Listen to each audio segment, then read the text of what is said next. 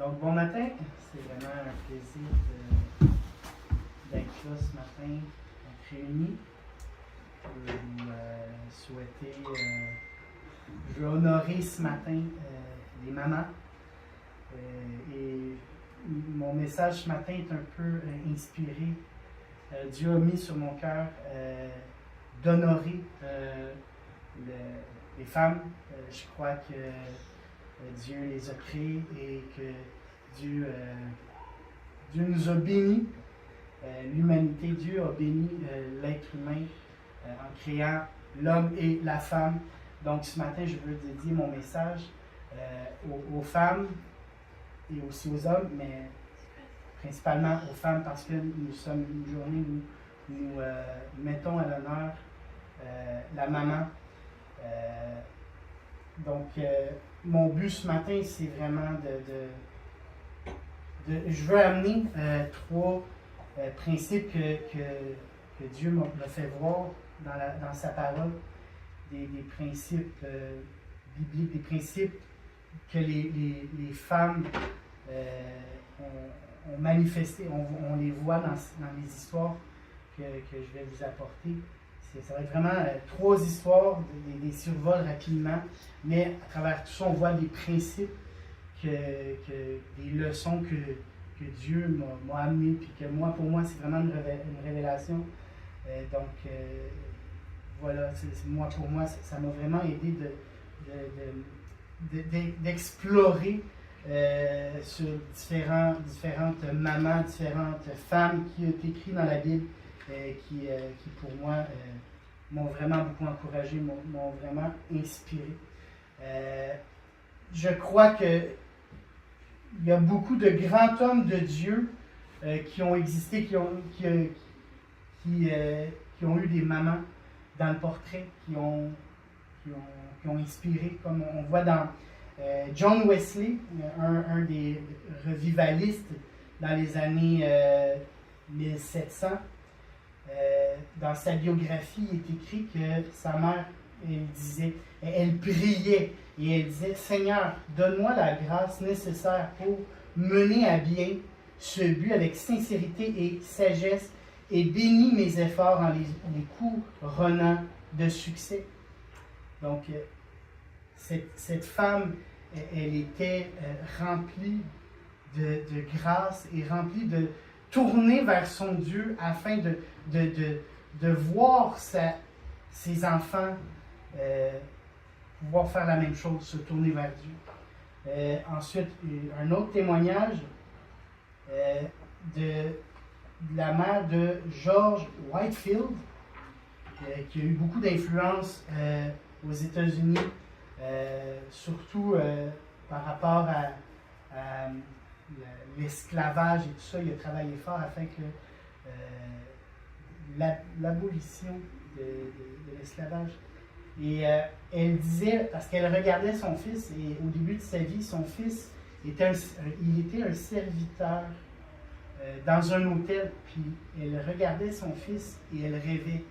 La biographie dit, elle rêvait d'un avenir pour son fils. Elle rêvait qu'il était serviteur dans un hôtel, mais elle priait et elle souhaitait, elle rêvait pour son fils qu'il devienne le serviteur pour Dieu. Je crois que une mère, un père aussi, on ne va pas mettre de côté le rôle du père, mais ce matin, je veux mettre l'accent sur la mère. Le rôle d'une mère, c'est de rêver, de souhaiter, de prier, de voir son enfant être au service de Dieu. Un autre témoignage, Charles Stanley, un prédicateur aux États-Unis, il disait un souvenir qu'il avait de sa mère. Lorsqu'elle ne travaillais pas, elle m'amenait dans une église, elle m'apprenait à lire la Bible et à prier. Et là, il continue. Je peux encore entendre sa voix prononcer mon nom devant Dieu et lui dire qu'elle voulait que je le suive dans tout ce qu'il m'appelait à faire. Donc, il y a cette démarche en tant qu'homme, en tant que femme, de nous approcher de Dieu. Hein? on voit ces femmes, ces mères, ces personnes consacrées à Dieu qui décident d'une manière consacrée à consacrer. D'une manière, par la foi, on déclare sur la vie de nos enfants, sur la vie de notre génération future, sur la vie de ceux qui sont autour de nous. On croit que la parole de Dieu est vivante et que l'influence du royaume de Dieu va se manifester afin que il va y avoir la transmission du flambeau de l'Évangile. Je crois que la société elle a besoin des femmes qui se tiennent debout pour l'Évangile. Elle a besoin, la société elle a besoin d'hommes qui se tiennent debout pour l'Évangile. De par nos choix, les choix, par les combats de tous les jours, par l'amour, par le don de soi, par la détermination, par l'écoute, la prière, la foi, afin de donner une direction. Pour donner une direction. Donc, on va regarder 3 principes dans la Bible qui nous permettent de voir que la femme au cœur pour Dieu a été manifeste pour nous donner une instruction spirituelle ce matin. Amen. Donc, premier principe que nous voyons ce matin, un discernement extraordinaire d'une femme qui s'appelait Jochebed. Excusez-moi pour son nom. Jochebed. Dans Exode 2, versets 1 à 3, nous pouvons lire ceci. Un homme de la maison de Lévi avait pris pour femme une fille de Lévi. Cette femme devint enceinte et enfantant un fils. Et elle vit qu'il était beau et elle le cacha pendant 3 mois. Mais ne pouvant plus le cacher, elle le prit. Elle prit une caisse de jonc, elle l'enduisit de bitume et de pois, et elle y mit l'enfant et le déposa parmi les roseaux sur le bord du fleuve. Ici, on voit cette histoire, cette scène où cette femme prend une décision assez rocambolesque, si on peut dire.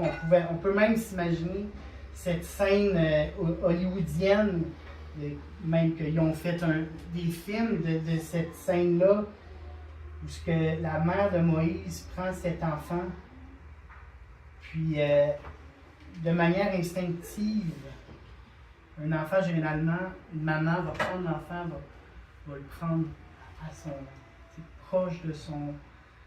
va le garder, va le serrer contre lui, contre elle,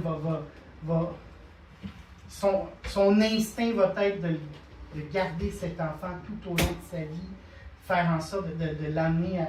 Mais on voit cette femme qui prend une décision différente, parce que dans le fond, instinctivement, la femme va protéger, va nourrir, va offrir des câlins, va donner de l'amour, de la tendresse, puis je crois que les femmes sont appelées à faire ça. Mais ici, on voit un discernement différent. On voit que la femme prend une décision quelque peu différente. Puis, je tiens à dire que de nos jours, si on décide de prendre un enfant et de le mettre dans une caisse, ça se peut qu'on se fasse interroger, même que la DPJ vienne nous parler, nous fasse une évaluation psychiatrique. Donc, à ne pas conseiller de faire, de prendre un bébé et de le mettre dans une caisse.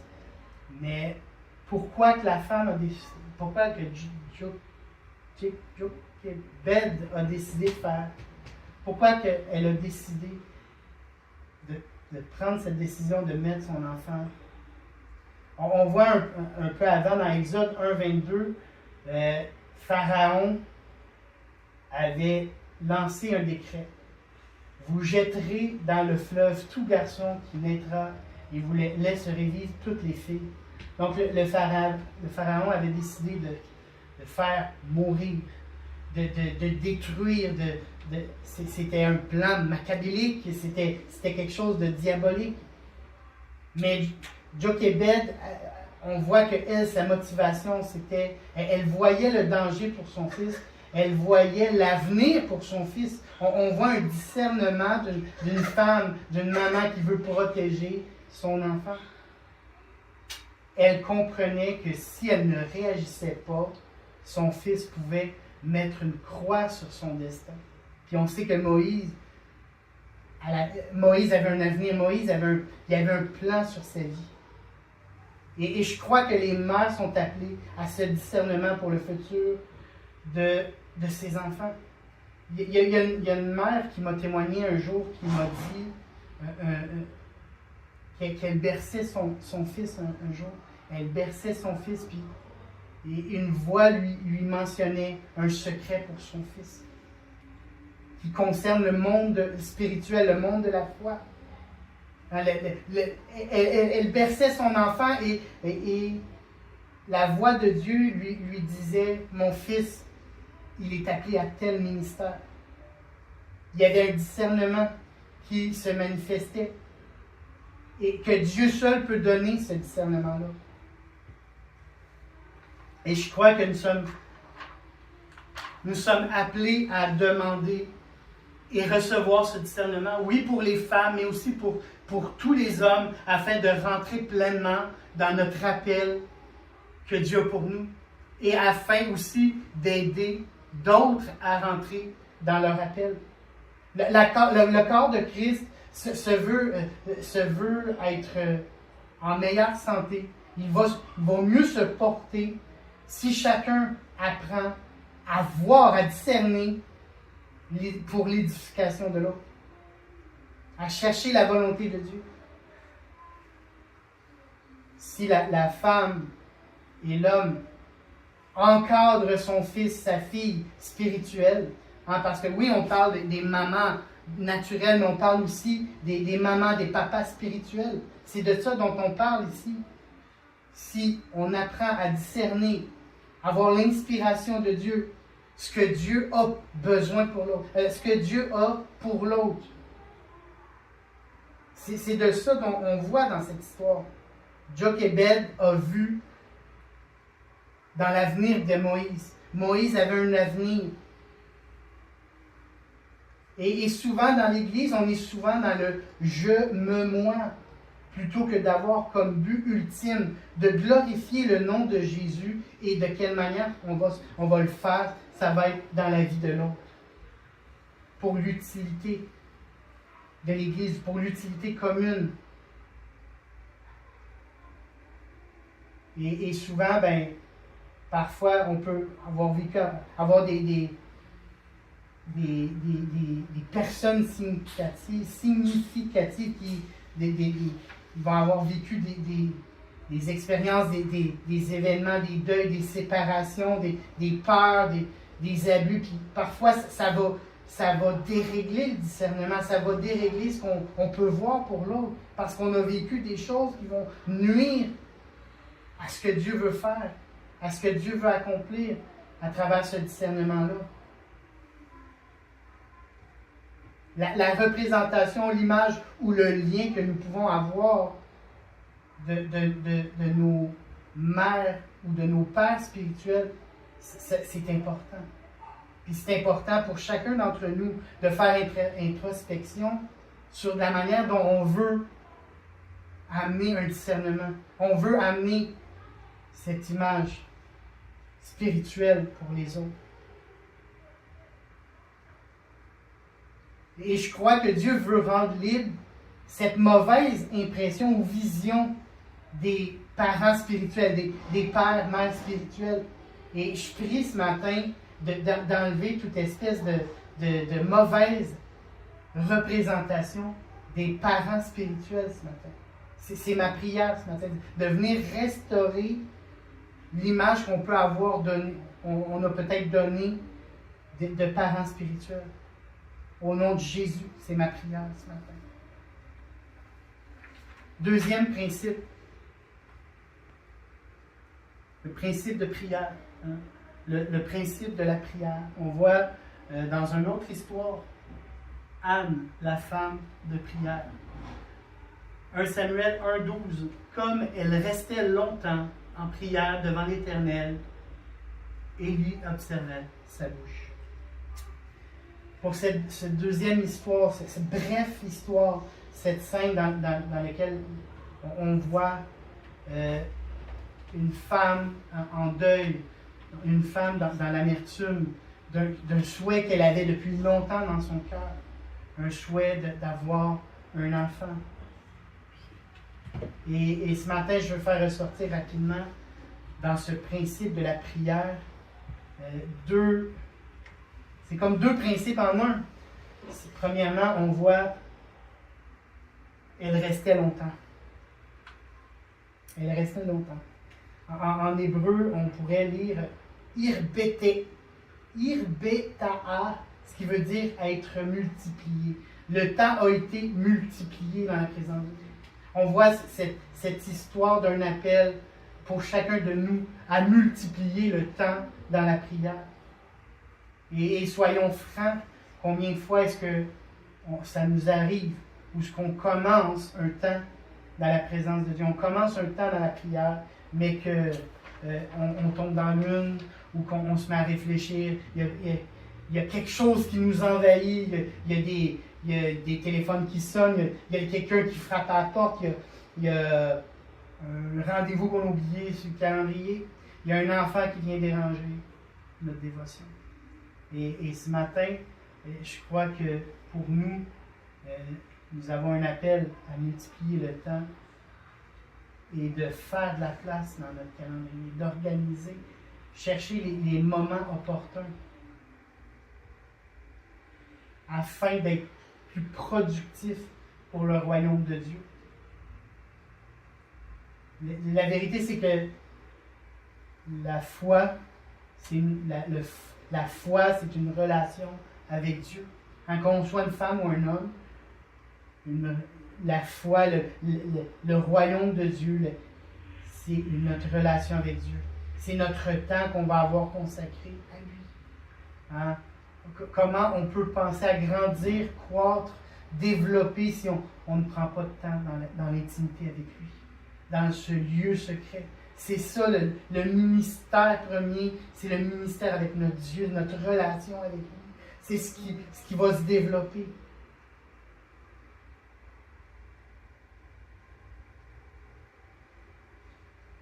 C'est comme un peu un mariage. Le mariage c'est pas juste une journée. Le mariage, c'est on l'entretient, on investit dessus, on s'engage afin qu'il prenne quelque chose de stable, c'est établi, ça se multiplie.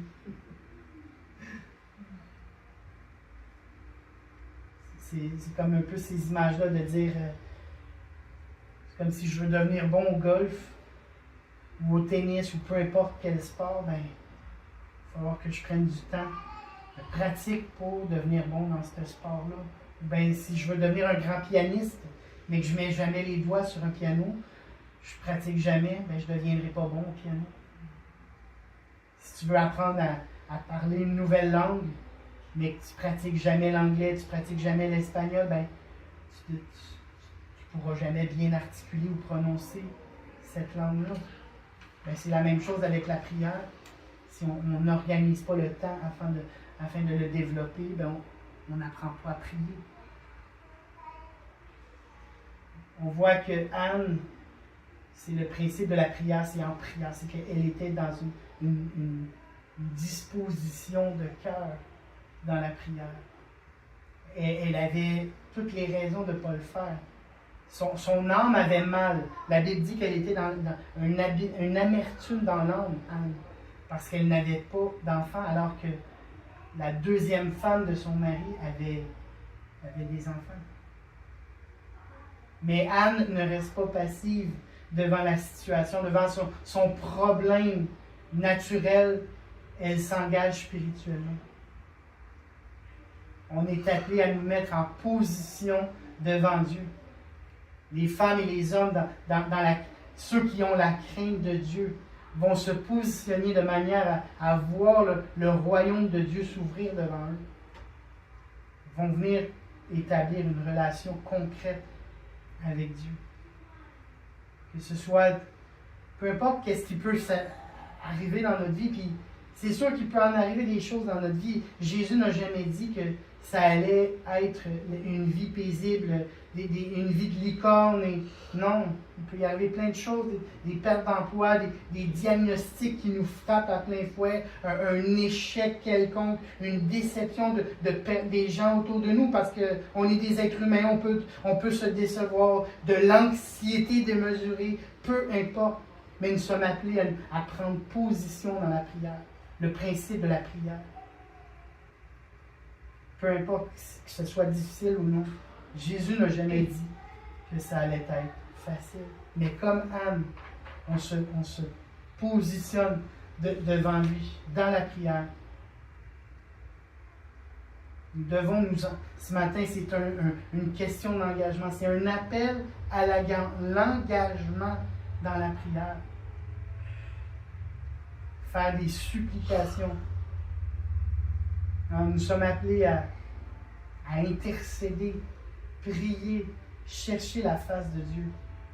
Et mon but ce matin, ce n'est pas de mettre un fardeau sur personne, des fardeaux inatteignables, mais bien au contraire, ce qui est merveilleux avec Dieu, par son esprit, c'est que Romains 8, 26, l'apôtre Paul dit ceci: de même aussi, l'Esprit nous aide dans notre faiblesse, car nous n'avons pas ce qu'il convient de demander. Nous ne savons pas ce qu'il convient de demander dans nos prières, mais l'Esprit lui-même intercède par des soupirs inexprimables. Donc, nous, on s'engage avec lui, on s'engage devant lui, mais lui, sa nature, elle est en nous. Le ressuscité, il est en nous. Son Saint-Esprit est en nous. Fait qu'il fait ce que nous, on n'est pas capable de faire. On se soumet à son esprit simplement. Nous sommes donc appelés à nous mettre en position devant Dieu, les hommes et les femmes et les hommes, dans la crainte du Seigneur, dans l'engagement à prier le Seigneur, à obéir à sa parole et se soumettre à son Saint-Esprit. Alléluia. Gloire à toi, Seigneur. Merci, Seigneur Jésus.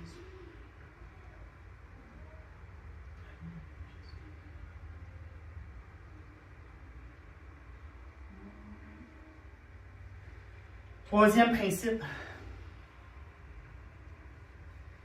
Troisième principe, s'entretenir de ses promesses et comprendre son temps. Oui, le temps de Dieu. En Luc 2, 19, Marie gardait toutes ces choses et les repassait dans son cœur. Repassait. On ne parle pas ici de repasser son linge, mais on pense à autre chose que je vais vous expliquer ce matin. Donc, Marie gardait toutes ces choses et les repassait. Il y a dans ce passage de la Bible deux choses que je veux faire ressortir pour ce troisième principe. Garder. Il y a le terme garder. En grec, c'est syntyréo, qui veut dire maintenir. Maintenir en étroite collaboration, à savoir conserver quelque chose, mentalement se rappeler de. Ça veut dire, un exemple que j'ai comme image, c'est une canne de conserve. Souvent on prend des fruits et légumes, on met ça dans une conserve, puis la nourriture va être conservée et prête à être consommée en temps voulu lorsqu'on va en avoir besoin. Mais de la même manière, lorsqu'on reçoit une parole de la part de Dieu, tu la prends, tu la gardes, tu l'écris sur ton cœur, puis tu peux aussi l'écrire parce qu'on a la faculté d'oublier. Tu la conserves, tu la maintiens, tu la gardes. Le texte dit que Marie a fait cela. Elle a reçu des paroles de la part de Dieu concernant ce qui allait arriver. Et la vérité, c'est qu'il y a un temps de Dieu. Nous devons attendre son temps. Et des fois, c'est que c'est nous qu'on est trop pressés. On veut tout de suite, puis des fois, ça peut nous induire dans des détours, dans des fonds de ruelle. On voit dans Genèse 18, 14, nous voyons pour la promesse de Dieu pour Sarah et Abraham. Il n'y a rien qui soit étonnant de la part de l'Éternel. Point d'interrogation. Au temps fixé, je reviendrai vers toi à cette même époque et Sarah aura un fils. Ça faisait longtemps que Sarah l'attendait. Puis elle a même ri. Quand elle a reçu cette promesse-là, elle a reçu cette parole-là, elle a ri. Mais pourtant, l'année d'après, elle est enceinte.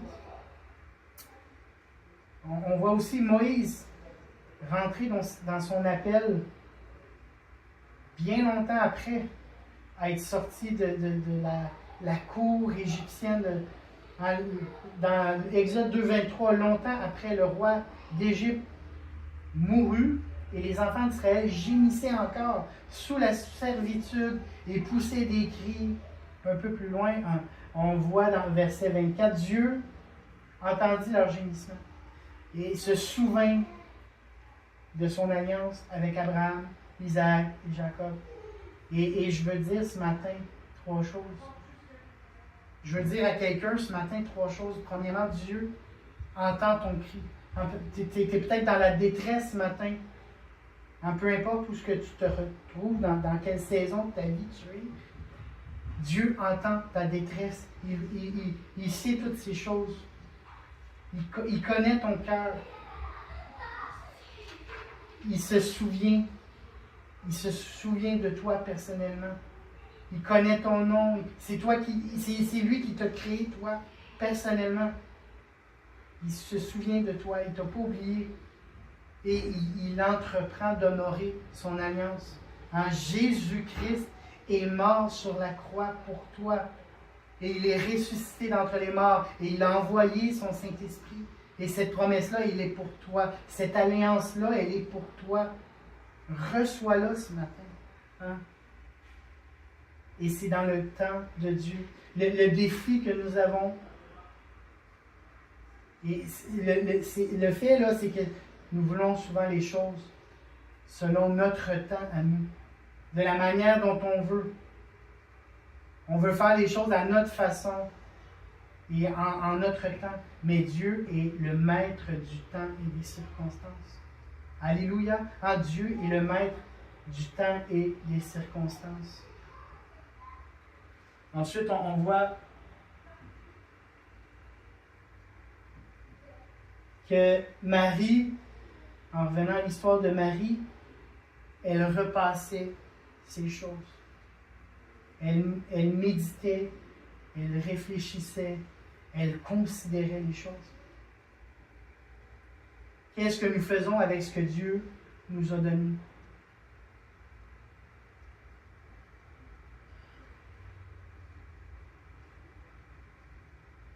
Ça me fait penser un petit peu à lorsqu'on parle avec quelqu'un, puis que la personne, on lui parle, puis on est dans l'une. Dieu, des fois, c'est comme ça avec nous, parce qu'il nous parle, et ça rentre, comme on dirait en québécois, ça rentre d'un bord, puis ça sort de l'autre.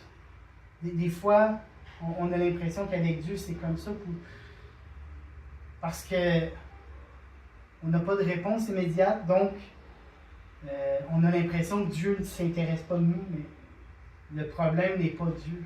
Notre problème, c'est nous. C'est notre nature. On est souvent en train d'accuser Dieu, alors que la réalité, c'est nous.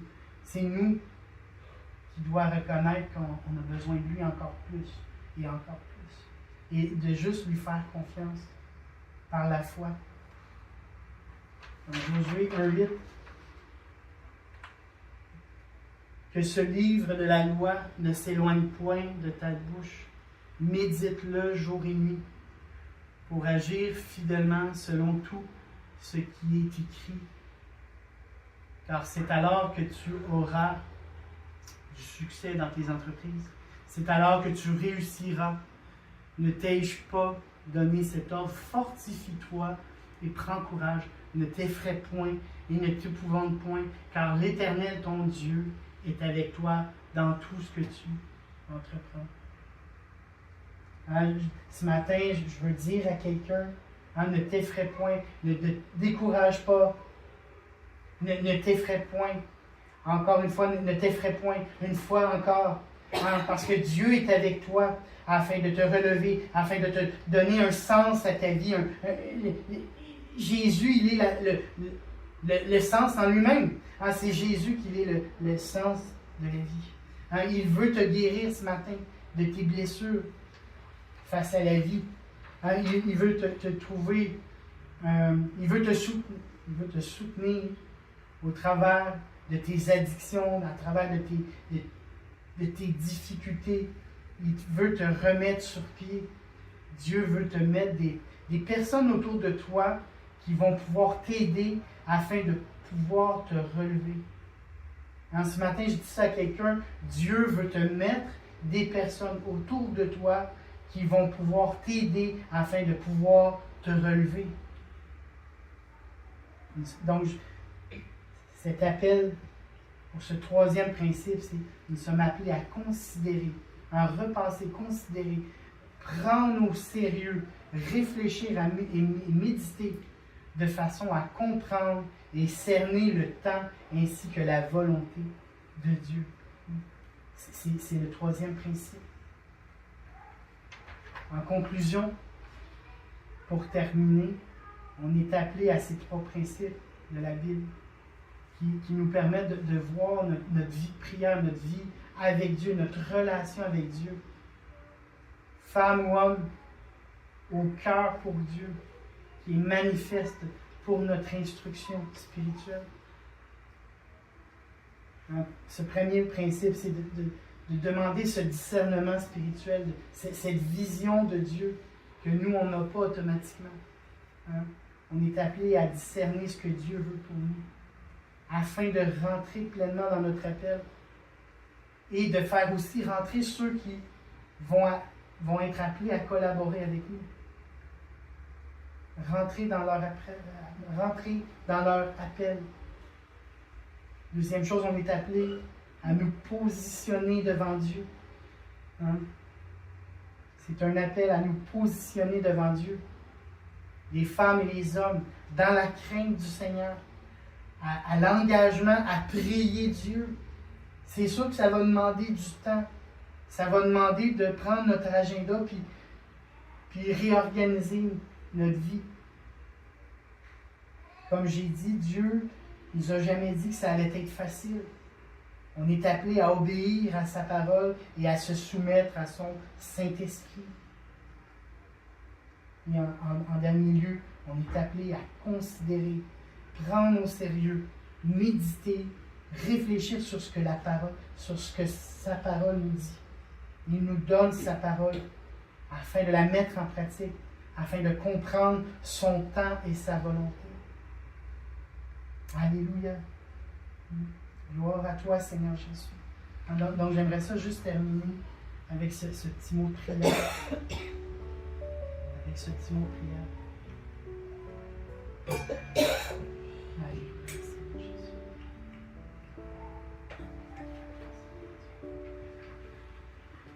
Seigneur Dieu, ce matin, je fais appel à toi. Par ton esprit, je te demande ce matin, comme ces femmes,